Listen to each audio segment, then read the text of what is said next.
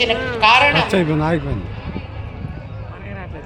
ఎవరిని మనం అడగాలి, దాన్ని ఎవరి ద్వారా నడపాలి అనేది మీకు తెలియచేయడం.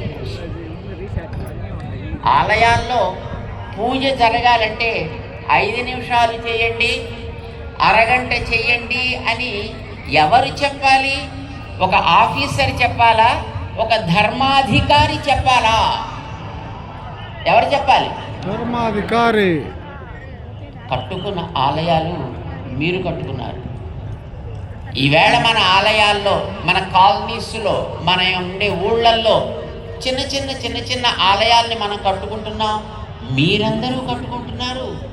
ఒక్కొక్కరు కొద్ది కొద్ది తాము సంపాదించే సంపాదనలో అక్కడక్కడ పెట్టి ఆలయాల్ని మీరందరూ కట్టుకున్నారు. కట్టుకున్న మీకు దాన్ని నడపడం చేత కాదా? చేతన. అవును, మేము కట్టుకున్న ఆలయాన్ని మేము బాగా నడపగలము. ఎంతమంది అనుకుంటున్నారు? అందరికీ. కట్టిన ఆలయాన్ని మీరు ప్రతిష్ఠ చేశారా? ఎవరైనా పెద్దలని పిలిపించి చేయించారా? ఎవరో అయ్యగారు, ఎవరో ఒక స్వాములారు, ఎవరో ఒక సంప్రదాయపు పండితులు, వాళ్ళేనా ప్రతిష్ఠ చేసింది? లేకపోతే మనమే చేసేసామా?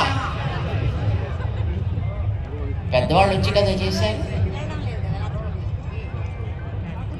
ఆలయంలో జరిగే ఏ సేవైనా, ఆలయానికి చెందిన ఆస్తులైన, ఆలయానికి చెందిన ఆరాధనాది వ్యవస్థ అయినా, ఎవరు ఆయా ఆలయాలకి ప్రతిష్ఠాదులు జరిపి అక్కడ జరగవలసిన కార్యాలు ఇవి అని ఒక నిర్ణయం చేశారో, దానికి సంబంధించిన ఏ నియమ నిర్ణయాలైనా వాళ్ళ చెప్పు చేతల్లో ఉండాలి తప్ప ఆఫీసర్స్ చేతిలో ఉండకూడదు.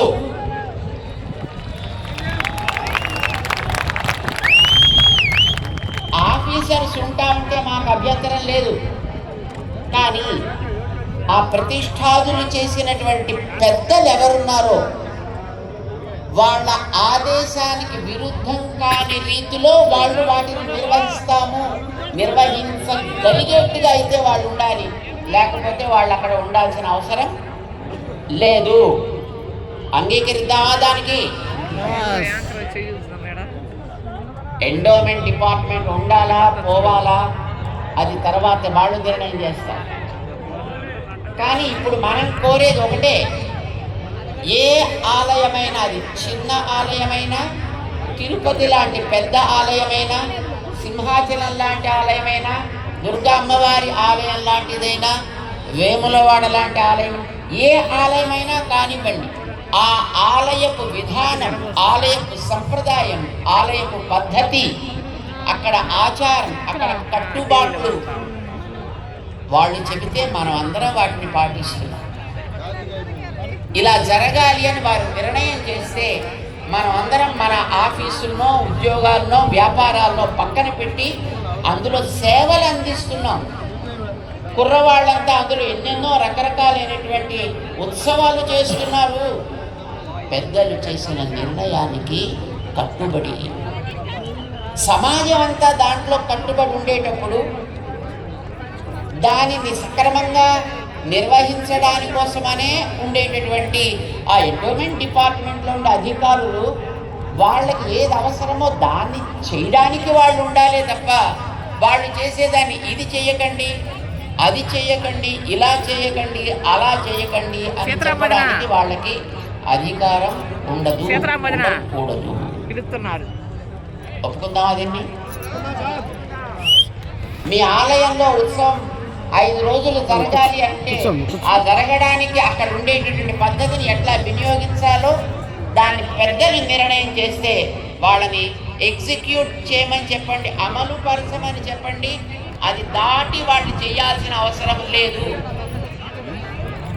1817లో ప్రారంభమైంది అసలు యాక్ట్. 1840లో దానికి ఒక స్వరూపాన్ని కల్పించి ఒక మేనేజ్మెంట్ కమిటీస్ దీంట్లో పెట్టుకోవచ్చును పెట్టారు.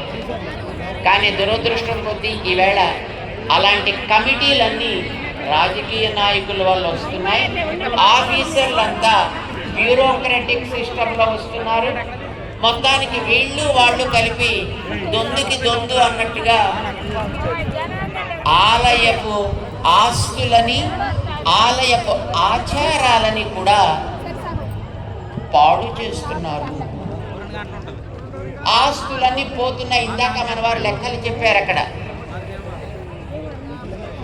ఆధీనంలోకి మీరు తీసుకున్నప్పుడు ఇంత ఉండేది, ఇప్పటికి ఇంత అయింది, ఏం చేస్తున్నట్టు మీరు అని అడిగారు ఇందాక.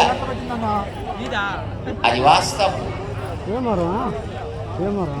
మనం ఒక్క మాట జ్ఞాపకం పెట్టుకుని ఇక్కడి నుంచి ఇంటికి వెడదాం. మన ఆలయాలు, అది చిన్న గ్రామంలో చెట్టు కింద ఉండేటటువంటి ఓ అమ్మవారి సన్నిధి అయినా, ఎప్పటి నుంచో వందల సంవత్సరాలుగా వస్తుండేటటువంటి ఒక పెద్ద ఆలయమైనా, అక్కడ జరిగే ఆరాధనాది విధానాలని నిర్ణయం చేసేటటువంటి సంప్రదాయ ధార్మిక ఆచార్యులు పెద్దలు ఉన్నారు. వారి ఆదేశానికి విరుద్ధంగా అక్కడ ఏమీ జరగకూడదు. ఇది ఒకటి. రెండవది, ప్రతి ఆలయానికి కొంత ఆస్తి ఉంది. ఒక్కొక్క ఆలయానికి వేల ఎకరాలు ఉంది. ఒక ఆలయానికి హుండీలో వచ్చే 4 డబ్బులు కావచ్చు. ఆ ఆస్తి ఈవేళ మనకి తరిగి కనిపిస్తోందంటే దాన్ని ఆక్రమించుకున్నటువంటి వాళ్ళు మధ్యలో ఎంతోమంది ఉన్నా 1996వ సంవత్సరంలో సుప్రీంకోర్టు ఒక నిర్ణయం చేసింది. ఆలయానికి చెందిన ఆస్తి ఎప్పుడు ఎక్కడ ఉన్నా, అది ఎన్ని చేతులు మారినా, అది తిరిగి ఆలయానికే చెందించబడుతుంది. ఆక్రమించిన వాళ్ళందరినీ కూడా పక్కకి తొలగించడం జరుగుతుంది అనేది సుప్రీంకోర్టు నిర్ణయం చేసి ఇచ్చింది. అది అమలు జరిపించాల్సిన బాధ్యత మనందరికీ ఉంది. ఎందుకంటే ఆలయాల మీద ఆధారపడ్డ వాళ్ళ మనమే. అందుచేత మనం కోరేది, ఆలయాల యొక్క ఆస్తులను ఎవరెవరు ఎక్కడెక్కడ ఎంతెంత ఆక్రమించుకున్నారో అవన్నీ మళ్ళీ తిరిగి ఆలయానికి వచ్చేట్టుగా చేయాలి. అడుగుదామా వద్దా? ఇది నెంబర్ 1.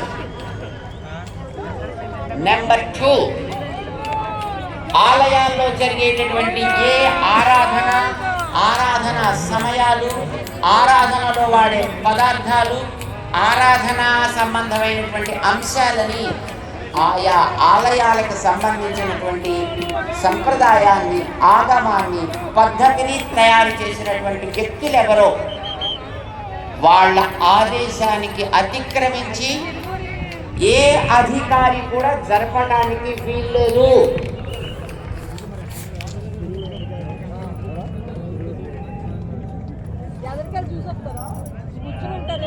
ఒక మాట చెప్తా, ఆలయాల్లో, తిరుపతి లాంటి ఆలయాల్లో అక్కడ ఉండేటటువంటి ఒక సభ్యుడు లేకపోతే చైర్మన్ అధికారు పైసలు ఉన్న వాళ్ళ కోసం VIP దర్శనాలు పెట్టి, పైసలు లేని వాళ్ళకి రోజుల తరబడి వెయిట్ చేసేట్టు చేస్తే, ఆయన ఉండేటట్లు 4.5 లక్షల మందికి VIP దర్శనాలు, 4.5 లక్షలు. అలాగా డబ్బున్న వాళ్ళకి VIP దర్శనాలు దేవుడి దగ్గర ఉంటాయా? మిగతా మతాల్లో అయ్యా నీకు డబ్బులు ఇచ్చి నీకు కూడా ఇంపార్టెన్స్ ఇస్తాను రా అని వాడు తీసుకుపోతుంటే, నీ దగ్గర VIP దర్శనాలని పెట్టి వాళ్ళకే ఇచ్చి మిగతా వాళ్ళకి అవకాశం లేకుండా చేస్తే వీళ్ళంతా ఇతర మతాల్లోకి పోక ఏం చేస్తారు?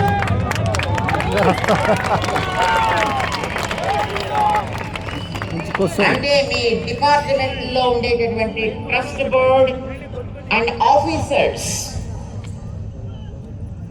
ప్రత్యక్షంగా ఈ హైందవ ధర్మంలో ఉండే వాళ్ళందరినీ మత మార్పిడికి ప్రోత్సహిస్తున్నారు. దీన్ని నిర్వహించడం ద్వారా ప్రేరేపిస్తున్నారు. మీరందరూ కూడా పైసల వాళ్ళు ఫ్రీ దేవుళ్ళు, ఫ్రీ దేవుళ్ళు కాదు, పైసలు ఇచ్చే దేవుళ్ళు.